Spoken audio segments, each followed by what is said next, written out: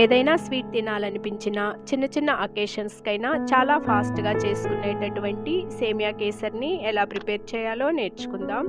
Hi అండి, welcome back to Queens Kitchen. ఈ సేమియా కేసరి కోసం అడుగు మందంగా ఉన్న కడాయిని స్టవ్ మీద పెట్టుకొని అందులో కొంత బటర్ వేసుకున్నాను. ఈ బటర్ అంతా కూడా బాగా కరిగి వేడయ్యాక జీడిపప్పు కిస్మిస్ వేసుకొని అవి వేగాక వేరొక గిన్నెలోకి తీసుకొని అదే బటర్లో ఒక బౌల్ సేమియా వేసుకొని ఈ సేమియా అంతా కూడా బాగా వేగి గోల్డెన్ బ్రౌన్ కలర్లోకి వచ్చాక వేరొక ప్లేట్లోకి ట్రాన్స్ఫర్ చేసుకున్నాను. అదే కడాయిలో కప్పు సేమియా వేసుకున్నాము కాబట్టి ఒక కప్పు సేమియాకి కొంచెం తక్కువగా 2 కప్పుల వాటర్ వేసుకొని ఇందులో చిటికెడు ఫుడ్ కలర్ కూడా వేసుకొని వాటిని బాగా బాయిల్ అవ్వనివ్వాలి.